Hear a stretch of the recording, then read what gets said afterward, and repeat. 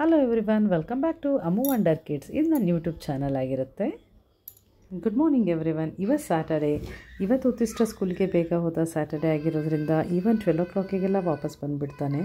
ಅವನ್ನ ಸ್ಕೂಲಿಗೆ ಕಳಿಸಿ ನಾನು ಸ್ವಲ್ಪ ಹೊತ್ತು ಕೂತ್ಕೊಂಡಿದ್ದೆ. ಹಾಗೆಯೇ ಒಂದು ಲೋಟ ಕಾಫಿ ತೊಗೊಂಡು ಅದ್ರ ಮಧ್ಯೆ ಇವಳಿಗೆ ಎಲ್ಲೋ ಬಲೂನ್ ಸಿಕ್ಬಿಟ್ಟಿತ್ತು. ಅವ್ರ ಪಪ್ಪ ಅದನ್ನು ಬ್ಲೋ ಮಾಡಿಕೊಟ್ಟಿದ್ರು. ಅದ್ರ ಜೊತೆ ಅದನ್ನು ಲಾಕ್ ಮಾಡ್ಕೊಳ್ತೀನಿ ಪಪ್ಪ ಅಂಥೇಳಿ ಅದ್ರ ಜೊತೆ ಆಟಾಡ್ತಾ ಇದ್ಲು.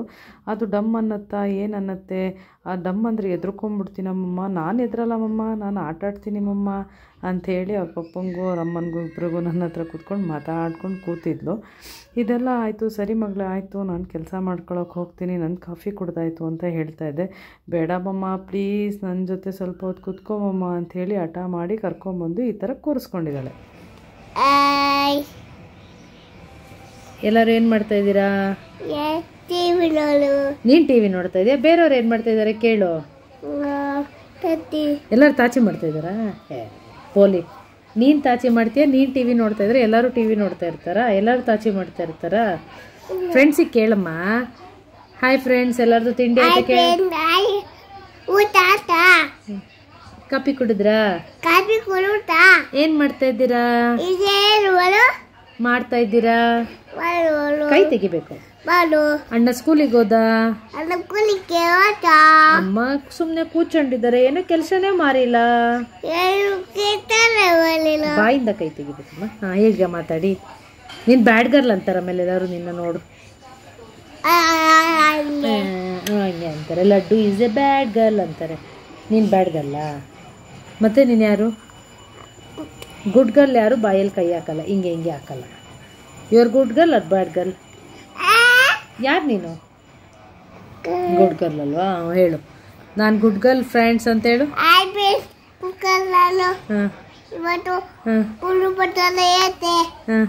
ಗುರುಪ್ರವೇಶ ಆಯ್ತಾ? ಯಾರ್ದು? ಯಾರ್ದು ಗುರುಪ್ರವೇಶ ಐತೆ ಮಗಳಿಗೆ? ಯಾರು ಹೇಳಿದ್ದು ಮಗಳಿಗೆ ಗುರುಪ್ರವೇಶ ಐತೆ ಅಂತ? ಎದ್ದು ಕೂತ್ಕೊಳ್ಳಿ, ಎದ್ದಾಳಿ ಮೇಲೆ. ಯಾರಮ್ಮ ಹೇಳಿದ್ದು ಗುರುಪ್ರವೇಶ ಇದೆ ಅಂತ? ನಾನು ಹೇಳಿದ್ದ ನಿನಗೆ? ಎದ್ದು ಕೂತ್ಕೋಬೇಕು ಮಗಳಿಗೆ.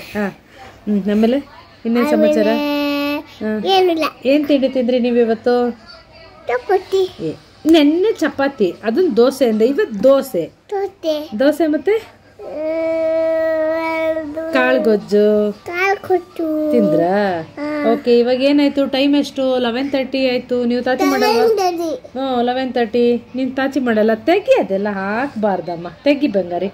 ಹೋಗು, ನಾನು ಮಾಡಲ್ಲ ವಿಡಿಯೋ, ಕ್ಯಾನ್ಸಲ್ ಮಾಡ್ತೀನಿ. ಬಿಡು, ನಾನು ಲಾಕ್ ಮಾಡಿದೆ ವಿಡಿಯೋನ. ತೆಗಿ ಮತ್ತೆ, ತೆಗಿ, ಇಲ್ಲಾಂದರೆ ಬಿಡು, ನೀನು ಮಾಡಲ್ಲ. ನೀನು ಮುದ್ದು ಅಂತ ಎಲ್ಲರೂ ಹೇಳಲ್ಲ ನಿನಗೆ. ಆಮೇಲೆ ಹೋಗು, ನೀನು ಬ್ಯಾಡ್ ಗರ್ಲ್. ಹೋಗು, ನೀನು ಬ್ಯಾಡ್ ಗರ್ಲ್.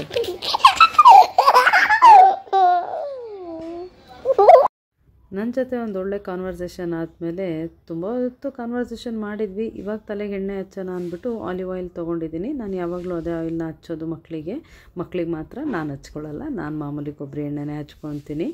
ಅವಳಿಗೊಂದು ಎಣ್ಣೆ ಹಚ್ಕೊಳ್ತಾ ಇದ್ದೆ. ಎಣ್ಣೆ ಹಚ್ಚಿ ಅವಳಿಗೆ ಅದು ಇದು ಅವಳ ಹತ್ರ ಮಾತಾಡಿಸ್ಕೊಂಡು, ಸ್ವಲ್ಪ ಕೂದಲು ಜಾಸ್ತಿ ಬಂದಿದೆ, ಕಟ್ ಮಾಡಿಸ್ತೀನಿ ಅಂದರೆ ಒಪ್ಕೊಳ್ಳೋದೇ ಇಲ್ಲ. ಬೇಡ ಮಮ್ಮ, ನಿನ್ನ ಥರನೇ ಹೇರಬೇಕು ನನಗೆ, ನಿನ್ನ ಥರನೇ ಉದ್ದ ಬೇಕು ಮಮ್ಮ ನನಗೆ ಕೂದಲು ಅಂತ ಹೇಳ್ತಾ ಇರ್ತಾಳೆ. ಆದರೂ ಸ್ವಲ್ಪ ಹಿಂಸೆ ಅನಿಸುತ್ತೆ. ಇನ್ನೂ 2.5 ವರ್ಷ ಮಗುಗೆ. ಬೇಡ, ಕೂದಲು ಕಟ್ ಮಾಡಿಸೋಣ ಅಂತ ಎಷ್ಟು ಸತಿ ಹೇಳ್ತೀನಿ, ಆದರೂ ಅವಳು ಒಪ್ಪೋದೇ ಇಲ್ಲ. ಹೋಗಲಿ ಬಿಡು ಮಗು ಅಲ್ವಾ ಅಂದ್ಕೊಂಡು ಬಿಟ್ಟಿದ್ದೀನಿ.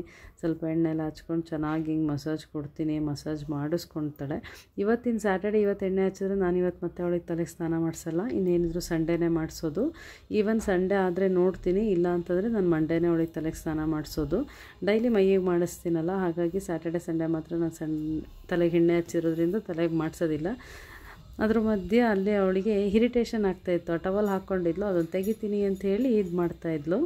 ಲಡ್ಡ ಮುಂದೆ ಆಯಿಲ್ ಮಸಾಜ್ ಆದಮೇಲೆ ಅಷ್ಟೊತ್ತಿಗಾಗಲೇ ಆಲ್ರೆಡಿ 12 o'clock ಆಗಿತ್ತು. ಉತ್ತಿಷ್ಟ ಕೂಡ ಸ್ಕೂಲಿಂದ ಬಂದಿದ್ದ ತಕ್ಷಣ ಅವನ ಥಿಂಗ್ಸ್ನೆಲ್ಲ ತೆಗೆದಿಟ್ಬಿಟ್ಟು ಫ್ರೆಶ್ ಅಪ್ ಆಗಿಬಿಟ್ಟು, ಅಮ್ಮ ನನಗೂ ಕೂದಲಿಗೆ ಎಣ್ಣೆ ಹಚ್ಚು, ಅವಳಿಗೆ ಮಾತ್ರ ಹಚ್ಚಿದ್ಯಾ ಅಂತೇಳಿ ಸ್ಟಾರ್ಟ್ ಮಾಡಿಕೊಂಡ. ಹಾಗಾಗಿ ಅವನಿಗೂ ಕೂಡ ತಲೆಗೆ ಎಣ್ಣೆ ಹಚ್ತಾ ಇದ್ದೀನಿ. ಅವನಿಗಿನ್ನೇನು ಆಲ್ಮೋಸ್ಟ್ ಈ ಥರ ಮಾಡ್ತಾಯಿದ್ರೆ ಸ್ವಲ್ಪ ಖುಷಿ ಆಗುತ್ತೆ. ಇನ್ನೂ ಜಾಸ್ತಿ ಮಸಾಜ್ ಮಾಡು ಅಂತ ಹೇಳ್ತಾನೆ ಅವನು. ತುಂಬ ರಿಲ್ಯಾಕ್ಸ್ ಆಗುತ್ತೆ ಮಮ್ಮ ಅಂತಾನೆ. ಅದ್ರ ಮಧ್ಯೆ ಈ ಲಡ್ಡ ಮುಂದೆ ಕಿತಾಪತಿ ಗೊತ್ತಿರುತ್ತಲ್ಲ, ಅವ್ನು ಕೂದಲು ಮುಟ್ಟೋದು, ಅವನ್ನ ಇರಿಟೇಷನ್ ಮಾಡೋದು, ಅವ್ನು ಸ್ವಲ್ಪ ಇದು ಮಾಡೋದು. ಆದರೂ ಏನು ಬೈದಿಲ್ಲ, ಸ್ವಲ್ಪ ಸಿಟ್ಟು ಮಾಡ್ಕೊಳ್ತಾ ಇದ್ದ ಅಷ್ಟೇ. ಇದೆಲ್ಲ ಕಾಮನ್ ಥಿಂಗ್ ಅಲ್ವಾ ಎಲ್ಲರ ಮನೆಯಲ್ಲೂ.